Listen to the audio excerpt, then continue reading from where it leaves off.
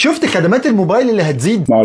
ما شفتش؟ تعال. شركات الاتصالات الاربعه في مصر كانوا طلبوا من جهاز القومي لتنظيم الاتصالات ان هو يوافق ان هم يغلي الخدمات اللي بيقدموها، فالشركات قالت ان الدنيا بقت غاليه عليهم والتكلفه بقت كبيره والارباح بقت قليله، وان الشركات دي ما بقتش تكسب زي الاول، فمحتاجين يغلوا التكلفه بتاعتهم شويه، خصوصا بعد ما البنزين غلي 3 جنيه مره واحده، والشركات الاربعه دلوقتي مش مستحمله التكاليف اللي هم بيدفعوها عشان الدولار زاد والبنزين كمان زاد، وقالوا ان ابراج الاشارات اللي موجوده حوالينا كلها شغاله بالبنزين، وده طبعا ثمنه غلي، فهم كمان بقى انا لسه قايل في فيديو عملته من يومين من اللي كنا بنطالب فيهم بانترنت غير محدود، المفروض ان هم ممكن يغلوا الباقه بمناسبه ارتفاع اسعار الدولار والبنزين والحوارات، وبالفعل الباقه بتغلى، وبالفعل ولا كاننا عملنا اي حاجه. يا جماعه اتكلموا، يا جماعه ما تسكتوش، يا جماعة الانترنت بقى مهم، يا جماعة الانترنت بقى مصدر شغل اساسي لناس كتير جدا، يا جماعة الانترنت بقى مصدر خدمي لكل المواطنين، يا جماعة الانترنت مهم جدا، فلازم نتكلم في الموضوع لحد ما يظهر له حل واضح وحقيقي. مش هتبقى كل الدنيا علينا، حتى الانترنت هم ما بيشتروهاش بالكيلو، هم ما بينقلوهاش في عربيات، عايزين انترنت غير محدود.